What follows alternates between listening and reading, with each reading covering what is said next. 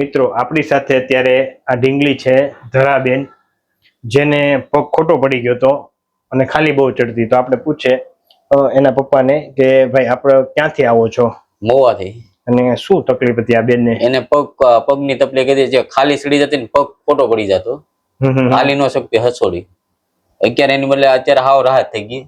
હાવ કમસે કમ હવે તો દોડે, નિશાળે જાય, સ્કૂલે પણ વી જાય છે. પેલા સ્કૂલે નહોતું જઈ શકતું. નહીં. આ પગ આમ ખોટો પડી ગયેલો, પગ જ ખોટો, આવો કાંઈ નહીં, આમાં હાલી જ ન કે હાલી જ ન પગ હાલવું તો ઢળીને પગ હાલે એમ ઢળાતો. અત્યારે બેન ચાલતો વાહ, અહીંયા ચાલ આમ બેટા, ચાલો જી આમ 4-5 વાર. વાહ, બેસી જાઓ. બેસી. તો હવે કઈ થાય છે? હવે કઈ નથી થતું. સરસ. આ પેલા તમે દવા કેવું કઈ લીધેલું કે નહીં? કઈ પેલા દવા ક્યાંય નથી લીધી. તો તમને કઈ રીતે અહીંયા આવ્યા? એટલે દવા અમને રિપોર્ટ કરાવ્યો કે તમે એમઆરએફ કરો આ છોકરીને, કે પછી એમઆરએફ કરાવ્યો, પછી એમાં મણકાની નસ દબાઈ એમ આવ્યું, એટલે સીધા તમારી પાસે આવ્યો. ત્યાં ગયા નહીં.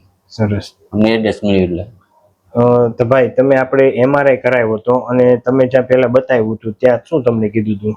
ભાઈ કે આની મણકાની નસ દબાઈ, કે જે નસ આવે છે ને દબાઈ છે, અને આપણી નસ ને હરકી કરી દીધી. આપણી જે ગાદી દબાતી હતી એ ગાદીને આપણે અંદર બેસાડી અને આ બેનને જે નસ દબાતી હતી એ ઓકે થઈ ગયું, એટલે હવે ચાલવા મળી. તો આ વિડીયો યુટ્યુબ માં મૂકી શકીએ? મૂકી શકીએ. તમે શું કહેશો, આ ટ્રીટમેન્ટ દવા વગર લેવાય કે ન લેવાય? લેવાય.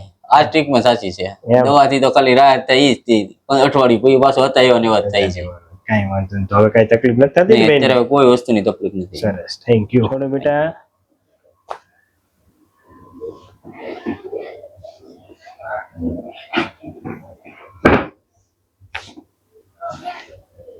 શ્વાસ લે બેટા, છોડો.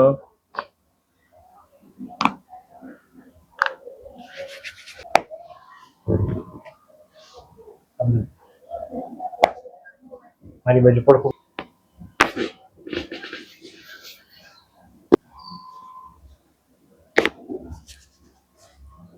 દીકરા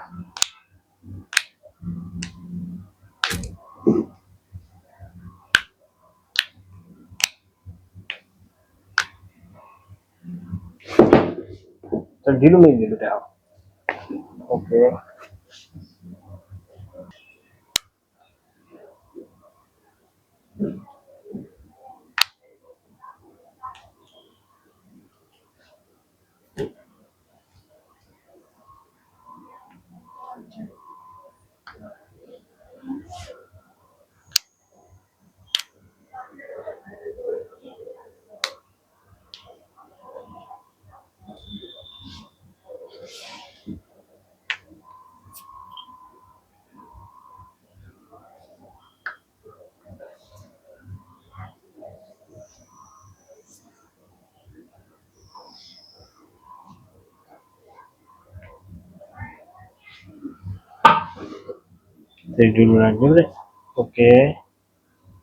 ઓકે.